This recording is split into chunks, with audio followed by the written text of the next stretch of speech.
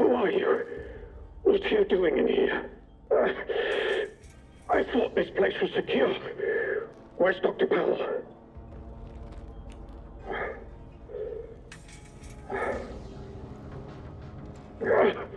You don't know. Lying here in a sealed bunker inside the quarantine zone, and you don't know. I think it's fair to say that England on the whole is underrepresented in video games.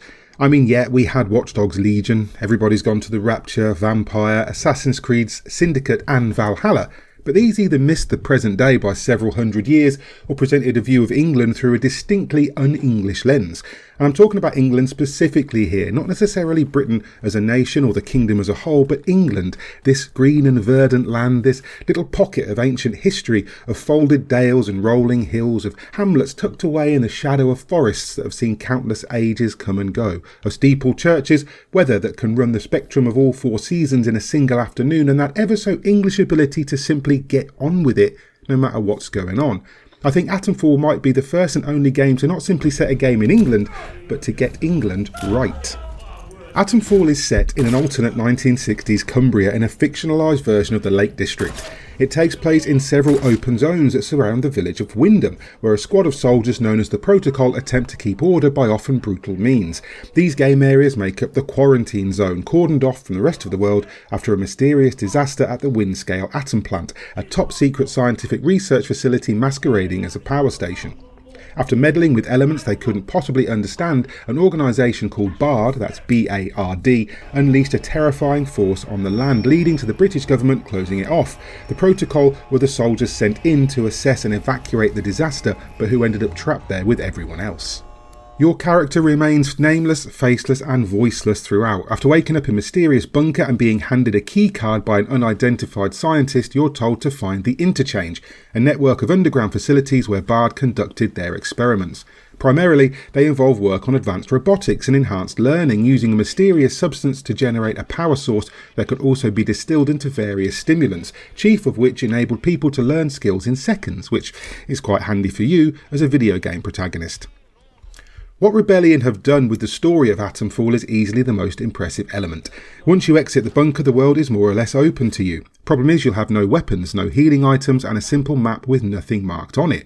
What you will have is a lead, and it's by assigning you leads that Atomfall tells its story and pulls you through the campaign.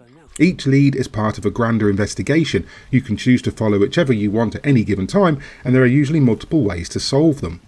For example, if you manage to fight your way through the hills of Slatton Dale and reach Wyndham Village, you'll be presented with your first set of major decisions when Captain Sims, leader of the Protocol, takes a liking to you as someone who might possibly be able to help him finally escape the zone. He wants you to investigate a local citizen who's been acting weird, while said citizen just wants the soldiers to leave them alone.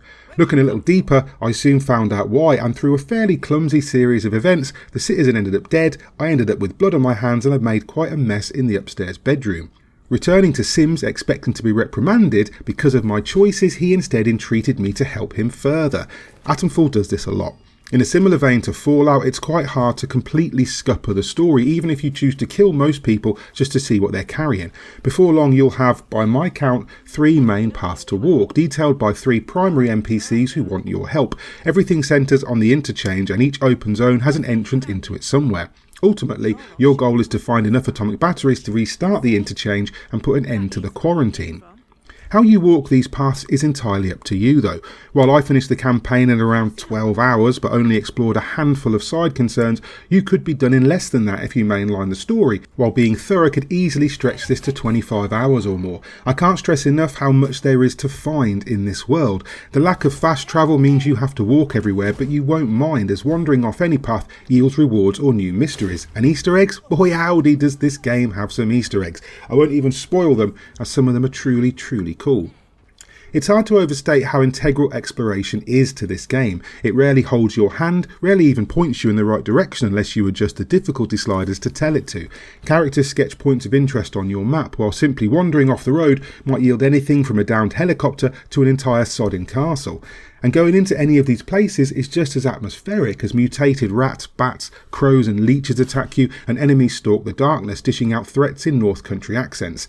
Every room is worth searching, every path worth investigating, investigating. The characters you meet too are also incredibly British, with regional dialects and slang terms that sound real and used, not like someone is doing an accent and trying to sound the part. You won't hear many strong Scouse accents in video games, but Atomfall has one, and that's just the tip of the iceberg.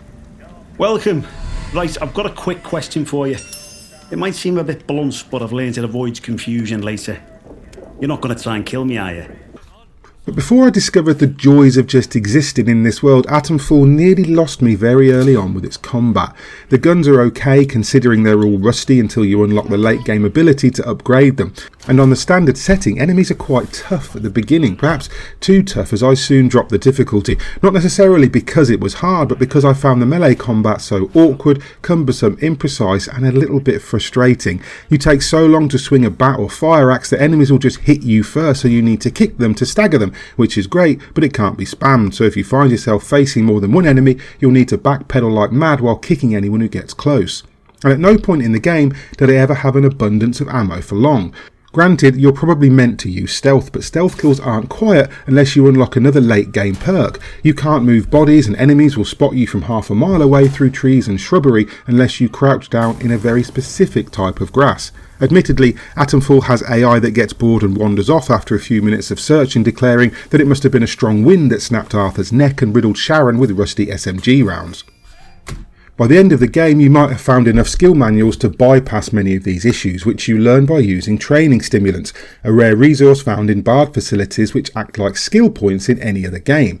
And you could argue that there's something to be said for treating Atomfall like a survival crafting game without the hunger meter, although you can scarf Cornish pasties, cans of spam and slices of cake to refill your health. Creeping up on enemies, preserving bullets, crafting bandages from dirty rags are all possible. But this works in a survival game when there's barely any story. In Atomfall, the story is so cool that it made me want answers, and wanting to know answers isn't conducive to snapping necks patiently like a good little psycho.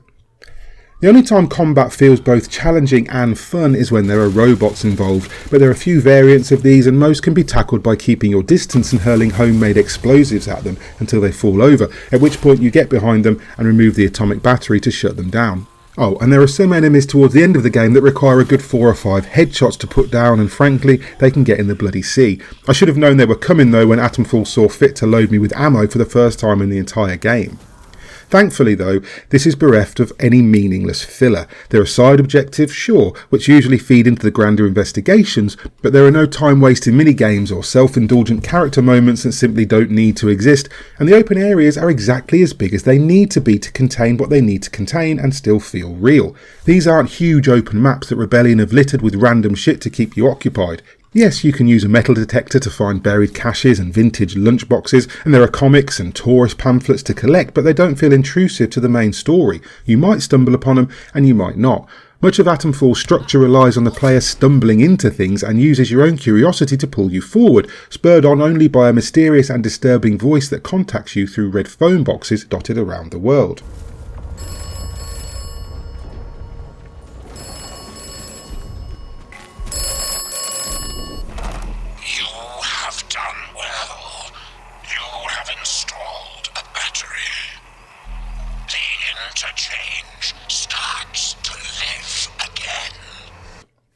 I do quite like the way you trade for goods as well. Each vendor you find has a certain amount of gear for sale, but you have no currency and must simply weigh what you're willing to part with against what you want. If the scales tip in your favour, they'll allow the transaction. Different vendors prefer different goods, while things like skill manuals and crafting recipes are always sought after. Tonics and stimulants are also worth crafting if only to bargain with, though be aware that your inventory is severely limited. You can make use of a pneumatic tube system to store excess items, and I would advise you to store spare guns as you'll need them later, but these are only found inside bard facilities. At times, Atomfall feels like a game of two halves, which every game is, I suppose.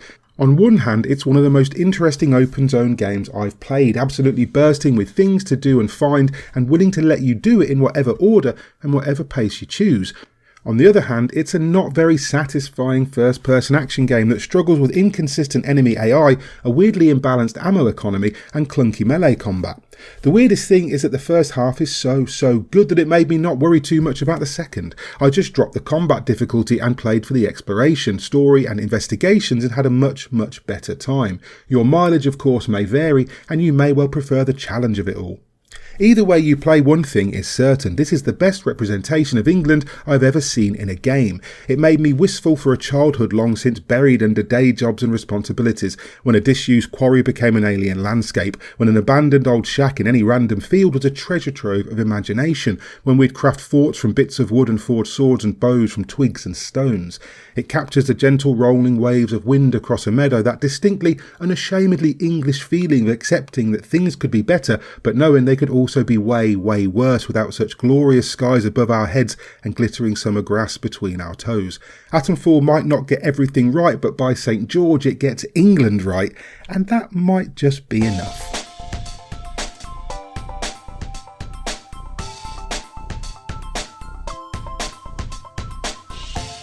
Hi everyone, hope you enjoyed that review of Atomfall from Rebellion Developments. Is it one you're excited for or one you're planning to skip? Why not let us know in the comments, and if you enjoyed this video, why not give us a like and maybe consider subscribing. Being completely independent means those little gestures go a long, long way for us. Either way, thanks for coming and we hope you stick around.